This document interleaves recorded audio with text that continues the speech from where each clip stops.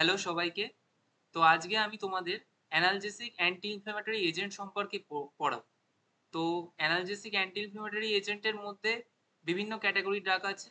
তো আমরা ১ম কোয়েশ্চেন যেটা NSAID, NSAID with example. NSAID মানে হচ্ছে non steroidal anti inflammatory drug.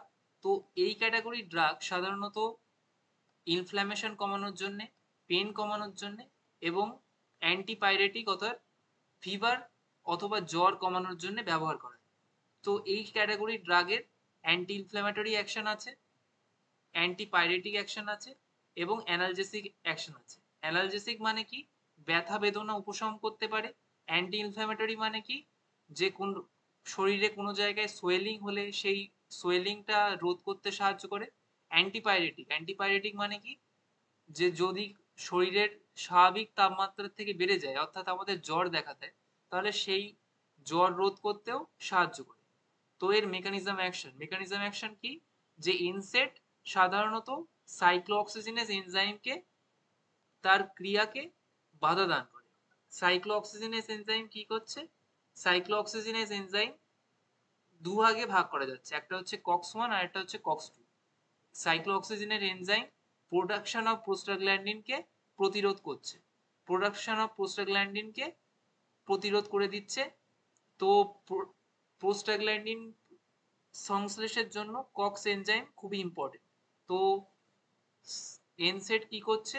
Cox one অথবা কক্স টু অথবা কোনো কোনো ক্ষেত্রে দুটোই প্রতিরোধ করে দিচ্ছে। তো ক্লাসিফিকেশন অফ ইনসেট কি আমি সহজে দুভাগে ভাগ করতে পারি। একটা হচ্ছে নন সিলেক্টিভ ইনসেট আর একটা হচ্ছে সিলেক্টিভ। তো নন সিলেক্টিভ ইনসেট কে আমি কিভাবে মনে করে রাখতে পারি? এআই। এআই মানে কি? এআই এর মধ্যে থাকবে অ্যাসপিরিন অ্যান্ড আইবুপ্রোফেন। তো এআই যদি আমি মনে করে রাখি যে নন সিলেক্টিভ ইনহিবিটর অফ এনসেড আছে, সেখানে AI or artificial intelligence or aspirin or ibuprofen এই দুই ক্যাটাগরির ড্রাগ আছে। আর সিলেক্টিভ কক্স টু ইনহিবিটর মানে কি? যেটা শুধু কক্স টু কে ইনহিবিট করছে।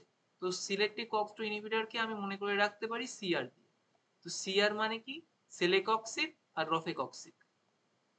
সেলেকক্সিব আর রফেকক্সিব। তো সেলেকক্সিব রফেকক্সিব হচ্ছে সিলেক্টিভ কক্স টু ইনহিবিটর, আর নন সিলেক্টিভ এনসেড ইনহিবিটরের মধ্যে কি আছে? AI or aspirin and ibuprofen. তো এইভাবে আমরা এনসেড এর ক্লাসিফিকেশনকে মনে করে রাখবো।